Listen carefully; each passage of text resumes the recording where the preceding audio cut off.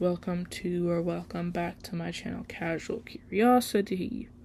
I know I don't sound very enthused. I apologize.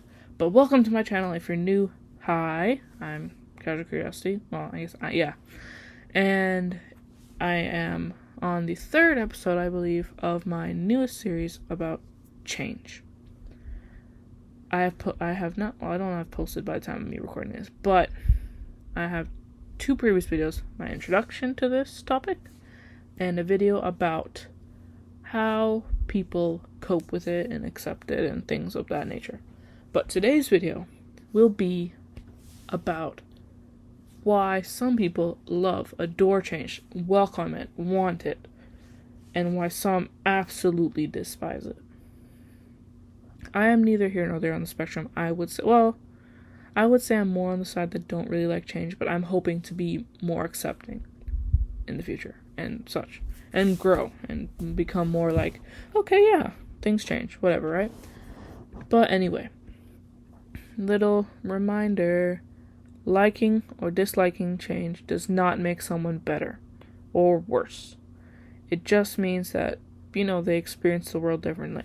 Again, you may be someone that likes change, accepts it. I want things to happen to me in my life, whether it be good or bad, but alter it and help me grow and help shape who I am. Or be someone that no, I want just simplicity, same thing. Or at least somewhat just consistency and simplicity, the same thing. Over, not necessarily over and over again, but no drastic alterations in my life. And that's fine. Whatever floats your boat, guys. But anyway, we're going to delve into this. I've noticed my past videos have been a little lengthy. Not lengthy like an hour or something, but longer, and I've been yapping. But anyway, I know I'm not too interesting, but I will try to broaden my horizons and add more flair into my videos, because I know me just talking isn't all too interesting, but it's interesting to me because I like talking. I don't know. But anyway, delving into why some people like change. We're going to list off a few reasons why, like I did when I was listing off personalities and how people accept change and stuff like that. Some people like change because it brings novelty and excitement. New experiences for them can feel refreshing, or a sense of freedom and reinvention for them. For these people, change equals growth. When they have things that affect them in their lives that make a shift, whether good or bad, they take it, and instead of being, upset or drastically change my mind, they'll be like, no, I'm going to take this and I'm going to grow from this. I will not let it control me. I guess that sort of thing. Next one. Ironically, after what I just said. Some enjoy change because it provides control. Choosing to change something can feel empowering, especially after feeling stuck.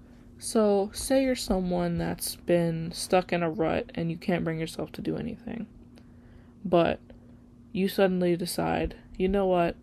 I need to make some kind of change in my life. And you bring yourself forward and you do something, say you haven't done in a while because you've been stuck in this rut. It feels empowering for them, and that's what makes them enjoy change. They're like, wow, I've made a change in my life, and this has made me feel so great and refreshed and excited and stuff like that. On the other hand, though, many people don't like change. I would say I lean kind of more on the men that don't like, but listen, I'm going to learn soon enough. But many people dislike it because it brings uncertainty. The unknown can often feel really unsafe and stressful and overwhelming and make you anxious and such. So when people encounter change, they're like, oh no, I don't know what could happen. What if it's really bad? And I won't know how to handle it, and they'll just start thinking ahead and overthinking about it, when maybe it isn't even that bad. But, as I said, I fall more on the side that gets all panicky like that when change happens, because I don't personally like change, I guess. Yeah, I like sameness. Anyway, another negative of change is change can also involve loss, whether it be of people, routines, habits, identities, or comfort. For some, resisting or denying change, as I mentioned in my prior video, like avoidance, is a way of protecting your emotional stability. So maybe if you're been in a relationship and said person leaves you, but you haven't come to terms with that yet, you may be like, oh, no, they'll come back. And then feel a bit more, and you feel soothed by that, even though it's a false truth that you're telling yourself. You're like, yeah, they're gonna come back, when in reality they probably won't. Whoa. But yeah. And then lastly, sort of not as tied to the other ones, but past experience also tie into how people handle change. If you've had a bad experience in the past, you're most likely going to think about that experience again, feel those feelings again, and tie it to the situation where something has changed again. Say if someone's been hurt by, sudden or negative changes, they may associate it, sudden and negative changes in the past, they may associate it with changes that they may experience in the future or in the present with pain. I guess that instead of progress and growth following, they'll feel pain because of their prior experiences. But then again, at the end of the day, our relationship with change is shaped by our personalities, our history with it, and emotional stability and needs. I believe that everyone can grow from it, whether it be negative or positive. It's just a matter of how you assess it and how you handle it. You take the time for your emotions. You take the time for your mental stability. And then you go into it however you would like to go into it and handle it and grow from it, thrive from it, stuff like that.